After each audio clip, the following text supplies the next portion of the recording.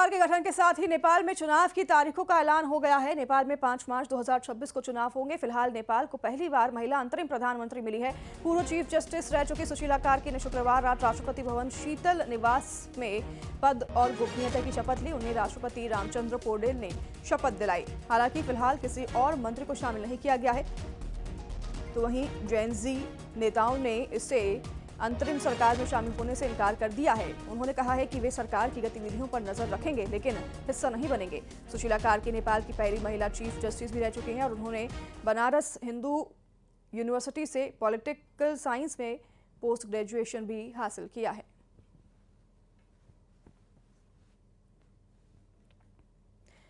तो पहली महिला अंतरिम प्रधानमंत्री हालांकि है सुशीला कार्की, जो कि नेपाल को मिली है। ये पहली महिला होंगी जो कि इस पद पर विराजमान हुई हैं और इनका शपथ ग्रहण समारोह कल रात को 9 बजे के बाद हुआ पीएम आवास पर और राष्ट्रपति पौडेल ने इन्हें शपथ ग्रहण कराया।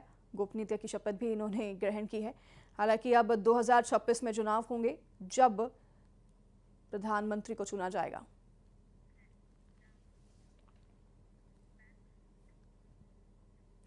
नेपाल में हिंसा के दौरान भारतीय पर्यटकों को भी निशाना बनाया गया। आंध्र प्रदेश के 46 श्रद्धालुओं को लेकर जा रही एक लग्जरी बस को प्रदर्शनकारियों ने निशाना बनाया। ये लोग काठमांडू के पशुपतिनाथ मंदिर में दर्शन के बाद भारत लौट रहे थे, लेकिन 9 सितंबर की रात उपद्रवियों ने बस पर पत्थर बरसाए, कांच तोड़े और अंदर बैठे यात्रियों से मारपीट की। महिलाओं के गहने और यात्रियों के बैग तक छीन लिए। हालात बिगड़ते देख भारत सरकार ने तत्काल दखल दिया और स्पेशल फ्लाइट भेजकर सभी श्रद्धालुओं को सुरक्षित वापस देश लाया गया है।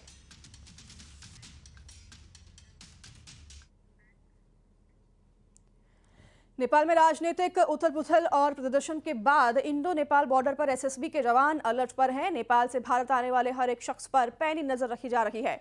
तो वहीं पिछले 15 सालों में इंडो नेपाल बॉर्डर पर एक विशेष समुदाय के लोगों की जनसंख्या में काफी इजाफा हुआ है। जानकर इसको डेमोग्राफिक चेंज की साजिश भी बता रहे हैं। क्या है ये पूरा मामला, देखिए इस रिपोर्ट में।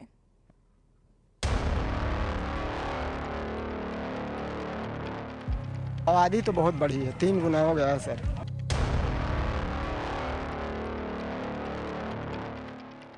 सबसे ज्यादा मोहम्मदन बढ़े हुए हैं। मुस्लिम काफी है यहाँ। मस्जिद भी की तादाद भी बढ़ी है। हाँ बिल्कुल साहब जी, मस्जिद भी बढ़ गई है। हाँ बढ़ी है। ये कहाँ से आए, कौन है, इसकी जानकारी की जाए तब जानकारी हो सकती है। वेरिफिकेशन करना इनका अति आवश्यक है। नेपाल में राजनीतिक अस्थिरता के साथ साथ युवाओं के प्रदर्शन को देखते हुए इंडो नेपाल बॉर्डर पर एसएसबी के जवान अलर्ट पर हैं। नेपाल से इंडिया आने वाले लोगों पर पैनी नजर रखी जा रही है। नेपाल में राजनीतिक उथल पुथल और प्रदर्शन के बाद इंडो नेपाल बॉर्डर पर एसएसबी के जवान पूरी तरीके से अलर्ट हैं और जितने भी घुसपैठिए हैं उन पर कड़ी नजर है। जो अवैध तरीके से हिंदुस्तान में घुसने की कोशिश कर रहे हैं नेपाली, उन्हें तुरंत गिरफ्तार करके नेपाल पैरामिलिट्री फोर्सेस के जवानों को हैंडओवर किया जा रहा है। नेपाल में प्रदर्शन के दौरान जेल से फरार हुए कुछ कैदी भारत में घुसपैठ की कोशिश कर रहे थे। एसएसबी के जवानों को इन घुसपैठियों पर शक हुआ और उन्हें दबोच लिया गया। पूछताछ के बाद मालूम चला कि ये नेपाल की जेल से भागे हुए कैदी हैं और फिर उन्हें नेपाल आर्मी को हैंडओवर कर दिया गया। हम मौजूद हैं इंडो नेपाल बॉर्डर के नो मैन लैंड पर और मेरे लेफ्ट हैंड साइड नेपाल है जबकि राइट हैंड साइड इंडिया है। दावा यही किया जाता है कि नेपाल से अवैध तरीके से लोग आकर इसी तरीके के इलाके में आकर बस जाते हैं, जिसकी वजह से 1 दशक से ज़्यादा समय से इस इलाके की डेमोग्राफी बदली है।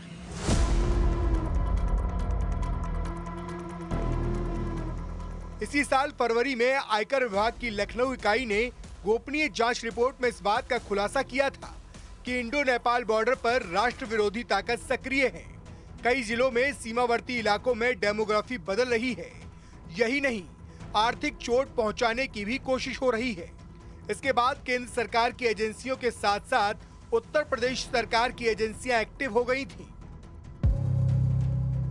सूत्रों के मुताबिक श्रावस्ती, बहराइच, बलरामपुर, सिद्धार्थनगर जिलों के गांव में मुस्लिम आबादी बढ़ती जा रही है, जबकि हिंदुओं की आबादी कम हुई है। इससे आशंका जताई जा रही है कि बेहद सुनियोजित तरीके से मुस्लिम समुदाय के लोगों को सीमावर्ती इलाकों में बसाया जा रहा है, जिसकी वजह से इन इलाकों की डेमोग्राफी में बदलाव देखा गया है।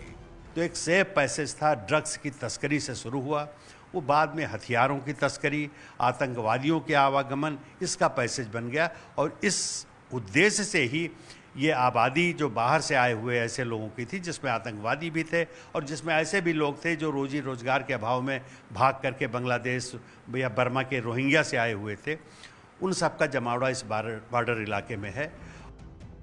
इन दावों में कितनी सच्चाई है, इसका पता लगाने के लिए न्यूज 18 इंडिया की टीम ग्राउंड जीरो पर पहुंची। इंडो नेपाल बॉर्डर पर सबसे आखिरी गांव जमुनहा गांव है। यहां न्यूज 18 इंडिया की टीम पहुंची और स्थानीय लोगों से बातचीत की। जमुनहा गांव के लोगों ने स्वीकार किया कि आबादी बढ़ी है। इसके बाद हमारी टीम पहुंची रंजीत बोझा गांव। इस गांव में मुस्लिम आबादी बहुत तेजी से बढ़ी है। ये हम नहीं, बल्कि इस गांव के रहने वाले विशेष समुदाय के लोग बता रहे हैं। 10 साल पहले थी, 10 साल पहले कम से कम 3600 की आबादी थी, इस समय 4000 के ऊपर क्रॉस कर गई। कितने लोग रहते थे 10-12 साल पहले, 15 साल पहले? 2-2.5 हजार लोग थे। आज के तारीख में तो 22-22 हजार लोग हैं। घाट बाढ़ तो लगभग 2-2.5 हजार घर थे यहाँ। अभी कितने हो गए? अभी तो ज्यादा है, अभी गिनती करना पड़ेगा। 4000 प्लस होगा। हाँ, और ऊपर निकल जाएगा। 4000। इंडो नेपाल बॉर्डर पर देश विरोधी ताकतों के एक्टिव होने की बात जैसे ही सामने आई, उत्तर प्रदेश सरकार एक्टिव हो गई और अवैध मदरसों के साथ मस्जिदों पर योगी का बुलडोजर चलना शुरू हो गया। इंडो नेपाल बॉर्डर पर मेहरपुर गांव में अवैध मदरसा, जो कि सरकारी जमीन पर बना था, उस पर बुलडोजर चलाया गया। इस वक्त हम मौजूद हैं बहराइच के मेहरपुरवा गांव में और यहाँ से इंडो नेपाल बॉर्डर की अगर हम बात करें तो वो 2 किलोमीटर की दूरी पर इंटरनेशनल बॉर्डर है। मैं जहाँ से अब पर अभी चल रहा हूँ, ये पूरा मदरसा हुआ करता था, अवैध मदरसा। अभी फिलहाल अवैध मदरसा देखिए आप केवल थोड़ा सा ही बचा है। जो ये खाली जगह है जहाँ पर अभी हम चल रहे हैं, वहाँ पर पूरा बना हुआ था ये अवैध मदरसा। तकरीबन 2 महीने पहले यूपी सरकार का बुलडोज़र एक्शन यहाँ देखने को मिला था और अवैध मदरसे को धराशायी कर दिया गया था। तो फिलहाल यहाँ पर आप देख पाएंगे एक भी मदरसे में पढ़ने वाले बच्चे नहीं हैं।